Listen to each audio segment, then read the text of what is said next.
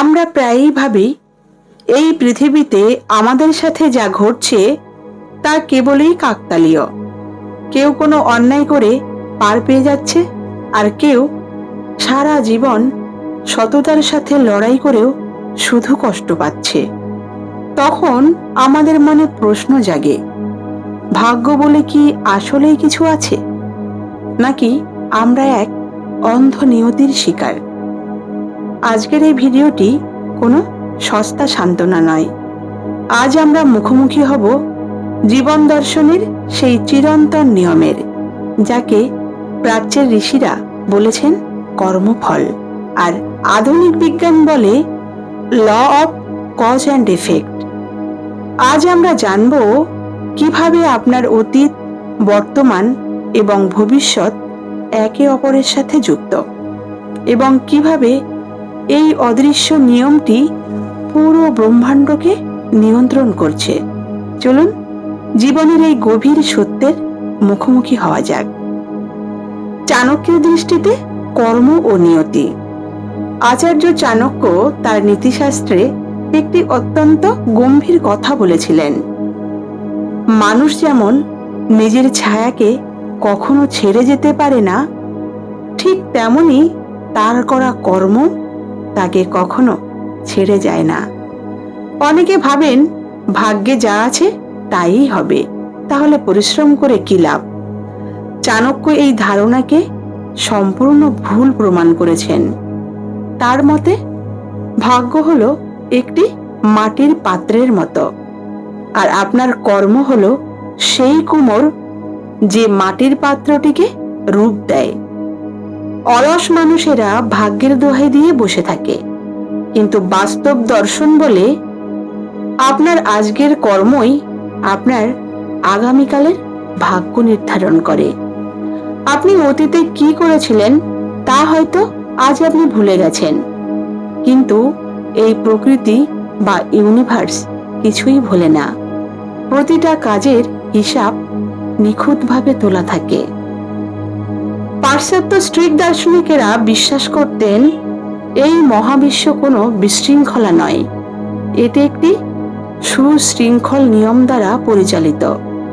তারা বলতেন, আপনি যখন প্রকৃতির নিয়মের বিরুদ্ধে গিয়ে কোনো কাজ করবেন, তখন তার ফল আপনাকে ভোগ করতেই হবে। ধরুন, আপনি একটি নিম গাছের বীজ বপন করলেন আর আশা করলেন সেখান থেকে মিষ্টি আম পাবেন। তা কি কখনো সম্ভব? ঠিক একইভাবে আমরা যখন মনে মনে অন্যের ক্ষতি চাই, হিংসা করি বা অন্যায় পথে পা বাড়াই, তখন আমরা নিজেদের অজান্তেই নিজের জীবনে এক বিষাক্ত বীজ বুনে ফেলি। অনেকে প্রশ্ন করেন, তাহলে খারাপ মানুষেরা কেন সুখে আছে? জীবনমুখী দর্শন এর উত্তরে বলে, তাদের সুখটা সাময়িক, একটা মুখোশ মাত্র। ভেতরের অশান্তি, ভয় আর মানসিক যাতনা তাদের ভেতর থেকে প্রতিনিয়ত শেষ করে দিচ্ছে, যা বাইরের মানুষ দেখতে পায় না। প্রকৃতির ন্যায় বিচার কখনো ভুল করে না, শুধু সঠিক সময়ের অপেক্ষা করে। নিজের ভাগ্য নিজে গড়ার দর্শন। জীবন দর্শনের সবচেয়ে সুন্দর দিকটি কি জানেন? তা হলো, আপনার অতীত যাই হোক না কেন, আপনার বর্তমানের একটি সঠিক সিদ্ধান্ত আপনার পুরো ভবিষ্যৎ বদলে দিতে পারে। লড়াইটা ভাগ্যের সাথে নয়, লড়াইটা আপনার নিজের অলসতা আর নেতিবাচক চিন্তার সাথে। যখন কেউ আপনাকে ঠকায়, আপনার সাথে অন্যায় করে, তখন প্রতিশোধ নেওয়ার জন্য নিজের হাত নোংরা করবেন না।